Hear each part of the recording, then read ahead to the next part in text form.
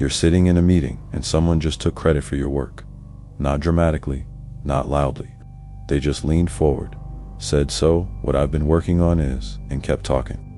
And everyone at the table nodded, and you sat there, said nothing, smiled even. And the worst part wasn't the theft. The worst part was how natural it felt to stay quiet. Like some part of you already expected it. Like you'd been trained for exactly this moment without ever agreeing to the lesson. That's where we're starting today. Not with the person who did it. With the part of you that let it happen without a sound. Because here's what nobody talks about. When someone plays dirty with you, the real damage isn't what they did. It's what you do next. Most people react. They get emotional. They confront too early. They expose every card they're holding, or they swallow it whole and pretend everything's fine. Both of those moves lose, and both of them have the same root. You haven't figured out yet what kind of person you actually are when pressure shows up. This video is about that. Not 10 rules, not a checklist. One shift. A fundamental change in how you see conflict, how you respond to it, and how you carry yourself after it. By the end, you won't feel angry. You'll feel cold, clear, and that coldness is worth more than any revenge you've ever imagined. Let's go back to that meeting room. The reason you stayed quiet isn't weakness. Most people will tell you it's a confidence issue. It isn't. You've been confident before. You've spoken up before. You've walked into rooms and owned them. But in that specific moment, something else was running underneath. A calculation you didn't consciously make. If I say something, I look sensitive. If I challenge this, I look insecure. If I make a scene, I lose more than I gain. And so you did what felt safe. You absorbed it. You told yourself you'd handle it later. And later never came. That calculation happens in a fraction of a second, and it happens because of one thing. You care more about how you appear in that room than what actually happens in that room. That's not a character flaw. That's a pattern. And every pattern has a source. Think about every time in your life when you've been overlooked, when you put in the work and someone else got the credit, when you said the thing and nobody heard it until someone louder repeated it back, and suddenly it was a great idea. When you tried and nobody noticed, or worse, somebody noticed and used it. The project you carried, the idea you shared too early, the effort you put in for someone who never once said thank you, but had a lot to say when something went wrong. Now ask yourself how many times you stayed quiet in those moments, how many times you adjusted, how many times you made yourself smaller to fit the room, and then ask how many of those situations you stayed in for months, sometimes years, not because you had no choice, because something in you decided that keeping the peace was worth more than keeping your ground. That's not bad luck. That's a pattern so deeply worn it runs automatically. You walk into certain rooms, certain relationships, certain dynamics, and something in you recalibrates without asking your permission. You get smaller, quieter, more careful, and you don't even notice it happening because it doesn't feel like fear. It feels like wisdom, like maturity, like picking your battles. But some of those battles, you were supposed to fight. The person who took credit for your work didn't just do it because they're selfish. They did it because you made it possible. Not by being weak, by being predictable. They knew, on some level, that you wouldn't make it loud. They knew the cost to them was low. And that knowledge didn't come from reading you once. It came from a long time of watching how you handle moments like that. Every time you let something slide, you were teaching them exactly how far they could go. If you're the type of person who wants to see things differently from everyone around you, you already know what to do. Here's where most people make their mistake when they finally decide enough is enough. They flip. They go from silence to explosion. They confront, they expose. They send a message they've been drafting in their head for 6 months at 2 in the morning. And it feels powerful in the moment. It feels like finally. But watch what actually happens. The other person gets defensive. The situation becomes a conflict with two sides. People start picking, and now you're in it. You're emotional, you're visible. And anyone watching doesn't see someone taking their power back. They see someone who finally broke. That is not power. That's pressure that built until it blew. And blown pressure is not the same as controlled force. There's a version of confrontation that feels like strength, but functions like surrender. You've seen it. Someone gets pushed too far, they explode, and for one moment they feel like they stood up for themselves. Then the dust settles. The other person plays the victim. The people watching remember the explosion, not what caused it. And the person who confronted ends up looking unstable, while the person who provoked them looks calm. The dirty player wins. Again. Just this time they have ammunition. Here's the real answer, and I want you to sit with this because it's going to feel wrong at first. The most powerful thing you can do when someone plays dirty is nothing. Not yet. Silence isn't acceptance. Silence is the collection phase. You say nothing, you change nothing on the surface, and internally you shift completely. You stop giving benefit of the doubt. You stop explaining their behavior away. You stop saying maybe they didn't mean it like that. You start watching. Who benefits from your silence? Who gains when you hesitate? Who looks more comfortable the smaller you make yourself?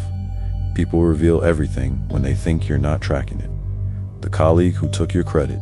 Watch how they behave when someone else challenges them. Watch whether they acknowledge your input in any other setting, or whether this is a pattern. Watch who they align with and why. Watch what they protect. Watch what makes them nervous.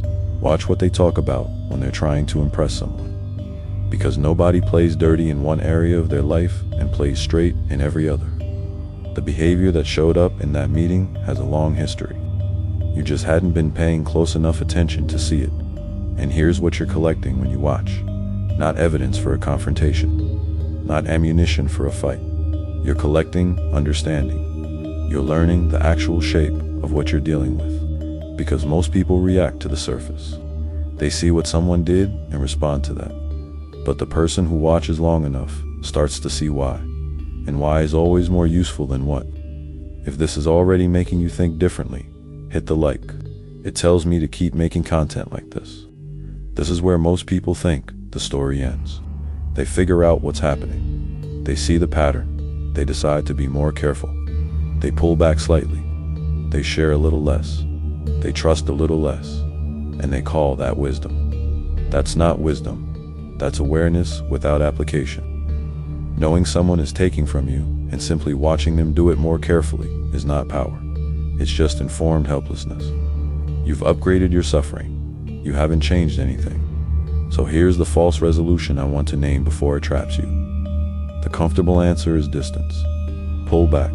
Stop sharing. Stop trusting. Build a wall. And yes, there's truth in that. Some people need to be removed from your inner circle. Some information needs to stop flowing in certain directions. But that's not the full move. It's barely even the beginning. Because the wall keeps them out and it keeps you in. You're still reacting.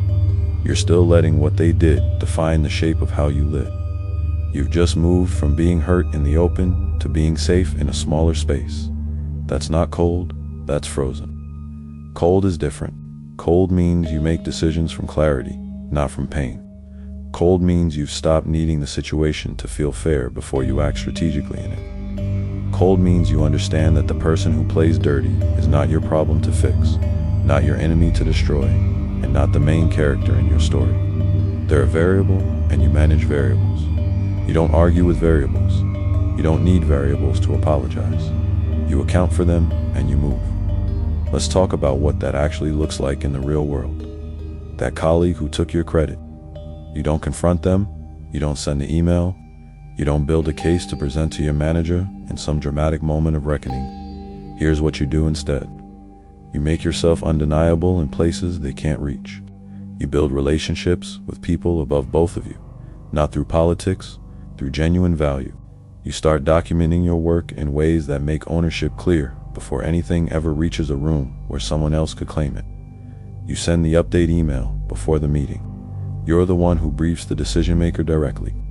You create a track record so visible and so specific that your fingerprints are on everything. You stop making it easy to be invisible. This isn't strategy out of bitterness. This is strategy out of accuracy.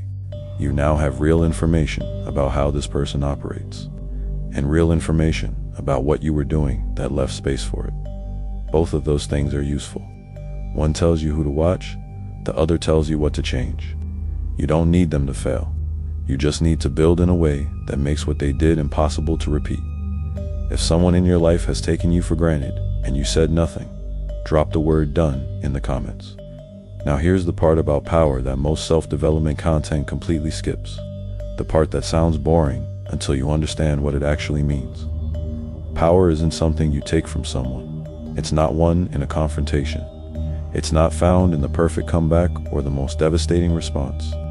Real power is structural. It's built in the silence before anyone's watching. It's the result of a long series of decisions that most people around you weren't willing to make.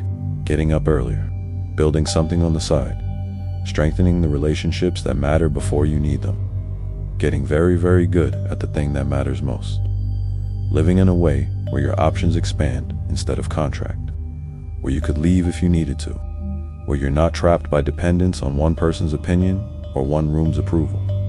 Think about what that actually does to a situation like the one we opened with. The colleague who took your credit has power in that room right now. Maybe more than you, but their power is positional. It depends on you being in that room. It depends on the dynamics staying exactly as they are. It depends on you staying small and staying stuck. The moment any of those things changes, their leverage disappears. And you're the only one with the ability to change all three. What happens to positional power when the position changes? It evaporates, and positions always change. Your job is not to fight for the room. Your job is to become the kind of person who has rooms to choose from. Say that again slowly. Rooms to choose from. Because when you have options, when you have skills that transfer, relationships that extend beyond one office, a reputation built on something real, the person in that meeting loses the ability to affect you in any meaningful way. Not because you beat them, because you outgrew the game entirely. That is the coldest move available. Not because it's cruel, because it's final. There's no drama in outgrowing someone. There's no confrontation in becoming someone they can no longer access. You just leave, quietly, and the gap keeps widening, and they're still in that room, still running the same plays, still looking for the next person who'll stay quiet. Most people stay in the fight because they need to win it. The need to be proven right, to be seen, to have the record corrected. And I understand that need. When someone wrongs you and gets away with it, something in you wants justice, wants them to admit it, wants someone else to see it. That need is human, but that need is also the leash. As long as you need them to acknowledge what they did, they still have something over you. You are still, in a very real way, waiting on them. The moment you genuinely stop needing that, something in how you carry yourself changes. Not in a way you can manufacture, in a way that comes from actually building something worth carrying, and people feel it. Not because you announced it, because you stopped performing patience and started actually having it. Do you go quiet when someone disrespects you, or do you say something? Drop your answer below. I want to know where you're at. Now let's talk about the moments where staying quiet isn't the move. Because I want to be clear. This isn't about absorbing everything. This isn't about becoming someone who takes whatever's thrown at them and calls it discipline. There are moments that require a response. And the difference between those moments and the ones we've been talking about is this. Are you responding from strategy or from pain? If you stay quiet because you're afraid of conflict, that's the old pattern. That will keep repeating until something in you decides it's not acceptable anymore. But if you stay quiet because you've made a clear-eyed decision that speaking now costs more than it gains, and you know exactly what you're building instead, that's completely different. That's not avoidance. That's sequencing. And when the moment to speak actually arrives, you'll know it. Not because you're at a breaking point, because the timing is right. The position is right. What you say will land and stick instead of being deflected and used against you. That's the surgeon who doesn't cut before they've mapped everything.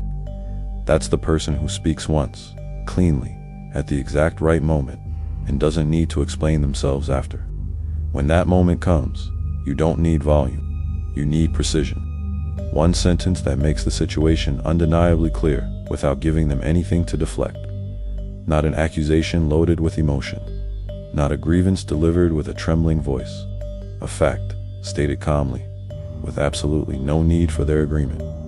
And then you stop talking. You don't soften it. You don't walk it back. You say the thing and you let it sit there. The power isn't in what you say, it's in the stillness after it. The person who can say something hard and then sit in the silence without flinching, without filling the space, without softening the edges because the discomfort is becoming unbearable. That person is genuinely difficult to manipulate because there's nothing in them that needs the moment to end. They can just wait. And waiting, real waiting, from a place of calm is one of the most unsettling things another person can experience. That's the thing about untouchable people. They're not untouchable because nothing gets to them. They're untouchable because what gets to them doesn't change what they do.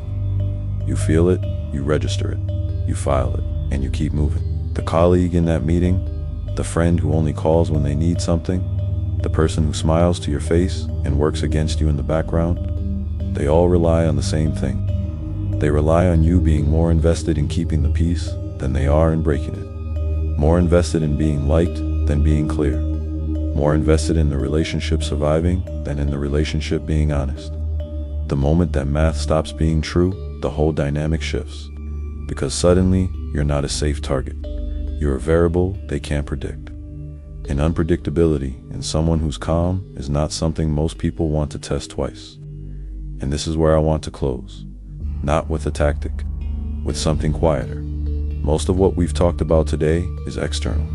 What to watch, what not to say, how to build, how to position, when to speak and when to stay silent. But there's a version of this conversation that's harder and more important. The pattern we talked about at the start. The one that has you shrinking in certain rooms, staying quiet at certain moments, letting things pass when you know you shouldn't. That pattern didn't start with that colleague. It started much earlier, in a moment that probably felt much smaller at the time. A room where being loud got you in trouble. A relationship where your needs were treated as inconvenient. A situation where you learned that keeping yourself small was the price of being accepted. You paid that price so many times it stopped feeling like a price. It just felt like you. And that's the part no strategy can fix on its own. You can learn to read people perfectly. You can learn to move in silence. You can master the art of patience and positioning and precision. But if the reason you're doing all of it is still rooted in that old fear, you'll always be defending. You'll always be reacting, just more slowly, more cleverly. And that's better than exploding. But it's not the same as being free. Real power isn't the absence of enemies. It's the absence of the need for their approval. It's walking into a room where someone once made you feel small and feeling nothing urgent. Not because you've forgiven them, not because you've forgotten, but because what they think of you genuinely stopped being the measuring stick a long time ago. You replaced it with something internal, a standard that only you can set and only you can judge. And once that standard is real, once it's built on something you've actually done, not something you're hoping people will see, you become very, very difficult to move. That's the shift. Not anger, not strategy, indifference earned through clarity. When you know exactly who you are, what you're building, and where you're going, the person in that meeting becomes very small. Not because you made them small, because you finally stopped making them large. If something in this hit different today, stick around. This is just one of the things we get into here, and so are you. Next video, we're going into something most men refuse to look at. The specific way you talk yourself out of your own standards right before someone crosses them. The internal negotiation you run in real time that makes you complicit in your own betrayal. That one goes even deeper. Don't miss it.